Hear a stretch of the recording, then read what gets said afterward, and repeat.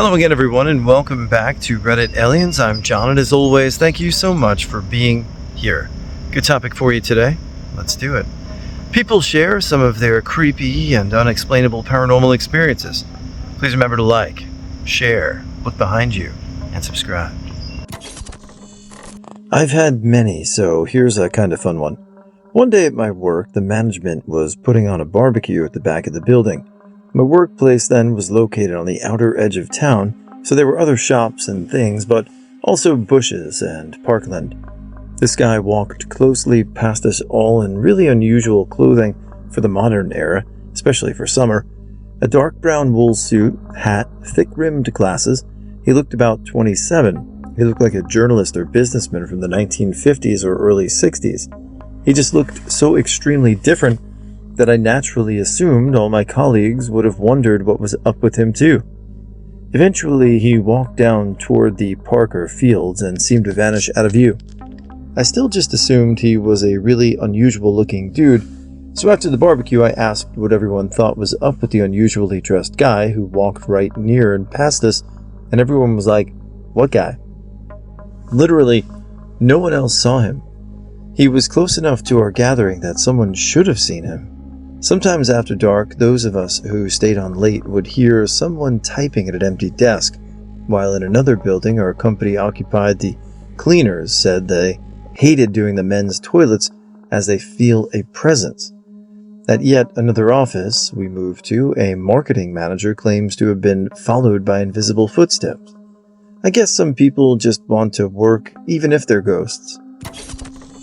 When I was around 8 years old, my parents got me a closet, which was already pretty used. The door of a closet wouldn't totally shut, leaving quite some space between the doors, and the drawers were a bit wonky, but it's just to store clothes.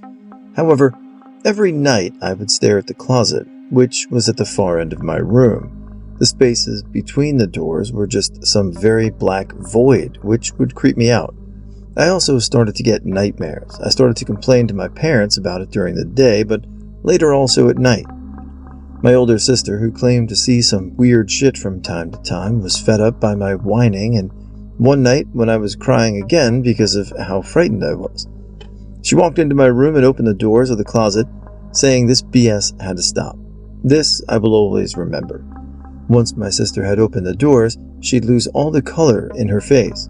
She stood there in silence for like a second or 5, then closed the doors and told my parents this closet had to go. They listened, and the next day the closet was removed from my room. I slept peacefully since then. When I asked my sister what she saw, she always deflected my question. Several years later, when I was around 18 years old, I was chilling at my sister's house and we were reminiscing about the past. I asked again what she saw back then, and she went quiet for just a moment. I'll never forget what she told me. My sister told me that when she had opened those doors, she saw a very thick black aura and something that looked like a little girl sitting there. It felt very wrong. And then was when she told my parents that the closet had to go. I do believe in the paranormal, thanks to this experience. What my sister described is what I felt back then. It felt very wrong. Can't explain why this entity chose that closet to chill in. One evening, it was time to go home from work. I said goodbye to my coworker, turned off my PC, and left. The next morning, I walk into the office. There's glass everywhere on the floor where I usually sit. I'm like, that's weird. I clean it up and proceed with my day. My coworker comes in and asks me if I cleaned up the glass. I said yes. Then he says, "Come with me, you need to see this on the security footage." He shows me yesterday's video from when I left. You see me leaving out the door, my coworker still sitting there. 10 minutes later, he goes to the bathroom, leaving the office. There's a ceiling lamp above my head usually. For a few moments, nothing happens. Then you see a few weird pixels move from the top middle of the screen to where the light is. The camera switches to night vision, and the light now suddenly glows brighter and brighter. Then it stops, and for no reason falls right out of the socket and down onto the floor, shattering into a million pieces. The camera flicks back to normal mode. My coworker comes in to find the carnage. My ex and I were in Dallas-Fort Worth watching a parade in the old Cowtown. I saw a coffin on a stand in front of one of the old storefronts, which I thought was a weird thing to have out on display. I looked away and looked back and it was gone, but I realized the old store was an undertaker. I was ready to dismiss it as a truck trick of light, or my subconscious expectations when my ex said, "That's weird, I thought I saw a coffin outside the store." Not super unsettling, but one of the few possibly supernatural experiences I've had. The other was seeing a shadow move across the churchyard next door to my friend's house, but there was no one there. Not really unexplained, but has always stuck with me. Anyone who's grown up in the UK will know of DOFE is. It's basically an outdoor scheme for young people where you hike and camp and climb mountains in Wales, and you can put it on your CV once you're done. Anyways, I was with my group and we were taking a break while we figured out where exactly we were. We were a bit lost. And I sat down on the side of the dirt trail just to gather my bearings a bit. My friends are all standing in front of me talking when suddenly we hear a bird slam into the tree behind me on the other side of the path. Before I even knew what happened, my friends turned toward me to see what the sound was, and I remember suddenly just seeing complete urgency in my friend's face. He grabbed me and pulled me forward towards him, and I fell forward into the bushes they were next to, and just as I was about to be like, "What the man," I was sitting there. A car comes speeding down this tiny path and zooms past us. If my friends hadn't looked toward the noise of the bird hitting the tree, the car would have hit my head as I was leaning slightly backwards. I would have died on the spot, no doubt, and the speed the guy was going, we found the bird afterwards as well. It had died. Really weird all around. Some people can recall the earliest moments or memories of their life. I remember the last 4 lifetimes of mine. They were all moments before death. One of them were memories of being an animal. I remember being born into this lifetime. I remember my mother changing my diaper. I remember being in a vehicle on the way to the grocery store when my consciousness became consistent. I only dream about bits of my future, none of which I can control. I don't know what it's like to dream real or random dreams. I had a near-death experience, and it was the most comforting feeling. Not feeling your body, not feeling yourself breathing, not feeling pain. It was a familiar feeling. The same feeling I felt when I transitioned into different lives. I don't talk to anyone about this because I don't want to sound crazy. I don't fear death, but I can't accept it yet because I have a kid now. I'm just enjoying life for what it is until I decide my kid will survive without me. When I was very young, 5 or younger, I would sleep with my bedroom door open. I liked having the light from the hall come in. The head of my bed was against the same wall that my door was in, and my dresser was between my bed and door against the same wall. The dresser would block the light from hitting me and keeping me awake, but at least I could see my room. I hated going to bed when I was young, like most kids. I always had trouble falling asleep though. Until I was a teenager, I thought it was pretty much normal to lay in bed for 45 minutes to an hour before falling asleep. I would think about some weird stuff during that time, like for instance, coming up from somewhere with the idea that my family were aliens. I was always scared of aliens growing up, and I have this one memory that I think all of this other stuff, my fear of aliens and thinking my family are secretly aliens, is built around. See, one night I went to bed, and as usual, I wasn't tired at all. I lay there on my back thinking about how long it's going to be, just doing nothing and being bored until sleep finally comes. My eyes itch, so I raise my hands and rub them on the sides of my knuckles. This wasn't tiredness, it was just itching like from allergies. I rubbed my eyes for maybe a few seconds, then opened them and let them readjust to the dim light in my room. Something is wrong with that light, though. It's too dim. Without sitting up or more than just turning my head, I looked past my dresser toward the door. It's been nearly 40 years since this happened, and I can still remember exactly what it looked like, and I still have no idea what it was. The best I can say is that it was a head, the top of a very strange head. It looked like it had some kind of skin, but the skin was almost totally white, no pigment at all, and it was wrinkly, like something out of Star Trek's makeup studio. I couldn't see anything else, but Whatever this head was attached to was standing right in my doorway, blocking the light. My tiny paranoid brain, of course, immediately shouted, "Alien!" silently to myself. I closed my eyes and stayed perfectly still, thinking if maybe I didn't move, it wouldn't notice me and would just leave. In what felt like a few more seconds, it was morning. I must have fallen asleep like that because I just woke up like nothing had happened. Oddly, I was still laying on my back when all my life I usually wake up on my side. I've had other weird experiences, but that is the one that has always scared me the most. I kind of like that almost unsettling feeling from time to time when you're out in the woods and everything gets quiet and you're like, whoa, what's that? You just talk yourself through it, but you wonder if you're ignoring, again, that primal urge to seek shelter, look for calmness. I don't know. Again, still light on the paranormal experience in my life, but hearing these stories are great, so thanks. When I was 10 years old, my parents used to leave home alone and told me there were 2 things I could never do. 1, leave the house. 2, use the stove. And 3, never answer the door. But being dumb, I broke the 3rd one. You see, I was home alone playing Xbox on the couch, and then I heard a knock on the door and saw a tall man there dropping something off. I assumed it was an Amazon package, but I opened the door and grabbed it. And when I went to close the door, I saw the man staring.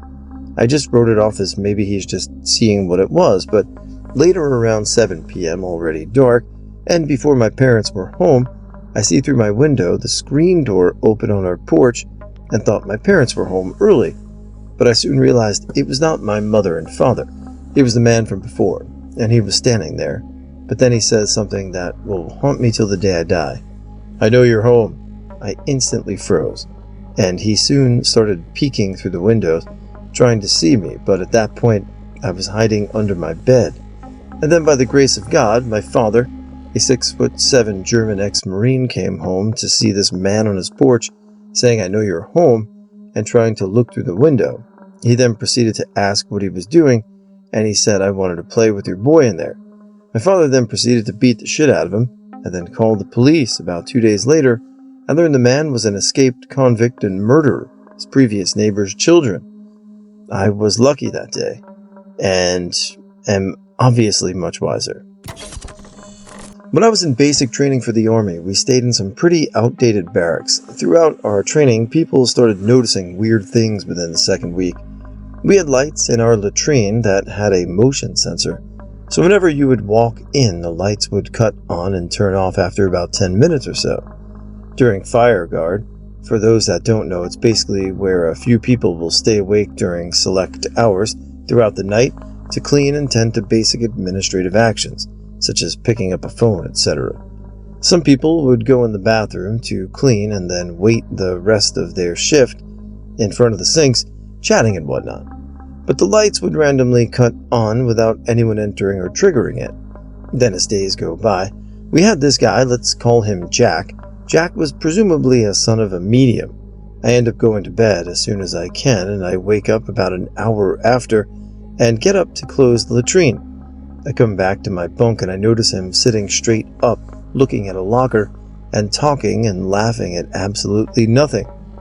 I shrug it off as this dude is weird or batshit crazy. I notice him talking and laughing randomly as days go by and I confront him. He asked me if I believed in ghosts and spirits. I replied yes, and he informed me about his connection to the afterlife. He told me that he had been talking to this spirit and how she was lonely, and gave him a list of rules on what to do and not do throughout basic training. I was kind of just thinking, whatever, you're BSing, until he told me that she said that these were her barracks and that she died from a freak accident there.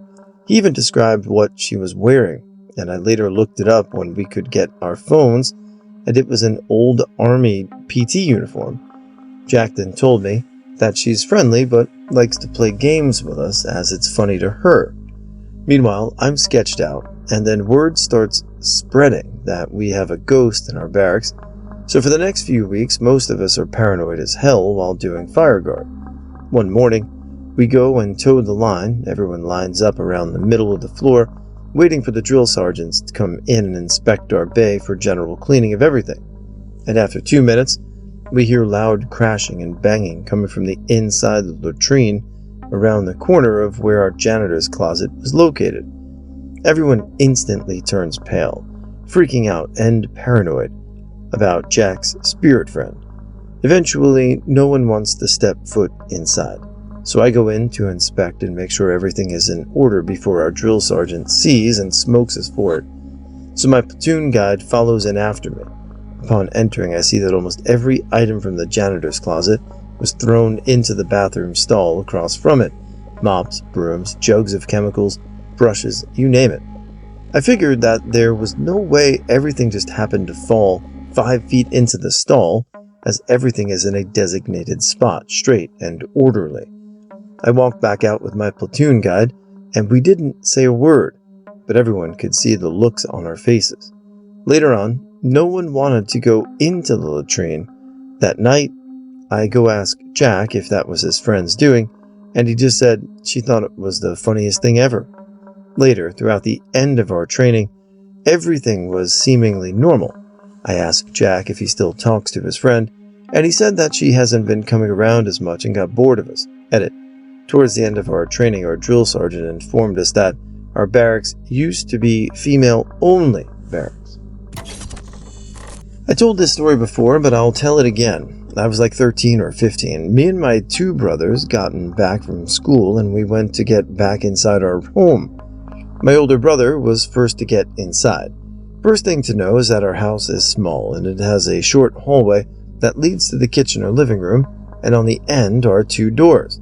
One of the first that anyone would see at the end of the hallway is my older brother's room, and another door near theirs leading to the bathroom. My older brother said that he saw a hand with a red-sleeved closing the door to the bathroom. He thought it was our older brother, but when he checked the bathroom, there was no one. The only ways out were the door, which he blocked, or the small window near the shower that only a child can fit through, which was broken and unable to be opened. Also, no, the glass wasn't broken, so it was impossible that whoever it was had used it to enter or escape through. And to top it all off, nobody was home, just the 3 of us. I minored in film in college, and part of the minor was creating a student film. I'm a huge horror fan, so me and some other film students wrote a script for a found footage horror film about a supposedly real ghost that had been seen before at our college, since it gave us an excuse to do all the filming on campus. One day, our first day of filming, we get through a bunch of random scenes with no issues. So, we got our ghost actress into her costume and makeup and started to film her scenes. The first time we filmed the scene, we played it back, and all of the audio, which had been fine before then, was corrupted and completely unintelligible. We started to film the scene again, and suddenly the lamp above the actress lost power and would only flicker the rest of the night. For the duration of filming, we had constant issues with the cameras and power, but only when we shot scenes related to the ghost. All sorts of other weird stuff happened, like chairs breaking under actors, props we were using suddenly disappearing, and we kept having horrible chills in certain rooms, to the point that we had to add a jacket to the main character's costume just to avoid shivering on camera. The entire rest of the crew witnessed everything, and it exclusively happened when we mentioned or showed the ghost in the scene. Even our non-superstitious crew members were freaked out by the end of filming. Not necessarily creepy, but I had a friend who I had a really deep connection with. 5 years ago, I had just seen him and we went our separate ways. As I was walking away, I thought, he's such a wonderful human. It's a shame he's going to die in 5 years. I stopped dead in my tracks after I thought that. What the hell? Why would I think that? It almost didn't even feel like my own thought. It was like I had someone whisper this in my ear, like he heard it, but no one did. Just an intrusive thought though, right? Well, earlier last year I had that thought again. I was sitting in my car eating lunch when it happened, and we were texting. He's going to die in 6 months. I shook it off again, just anxiety. He died in a car accident 5 years and 2 days after I had that first horrible thought. It was 6 months after the second thought of his death. I can't explain it, but I just knew. I'm glad in a way because I left nothing unsaid, but I do miss him terribly, and I'll never brush off a thought like that again. Some of my friends and I went to Tucson, Arizona. We were there because one of my friends wanted to see his old college friends. We got a room downtown and decided to go out for some drinks. I ended up meeting up with some other guys that invited me back to their college apartment near campus. My friends went back to the hotel while I tagged along with my new friends. The new friends and I had a great time talking, but it was getting late, so I decided to head back to the hotel. Of course, my phone died, so I couldn't get a hold of the cab or an Uber. However, I could see the hotel from where I was standing. I decided to make the walk back to the hotel at 3 a.m. As I was walking back, I was enjoying the night. All of a sudden, a black cat crossed my path. Once I looked back on the path I was walking, I swear I saw a tree turn and look at my direction, then went back to stillness. The figure of the tree looked like that of a naked woman, but in the blink of an eye, I started to see things moving.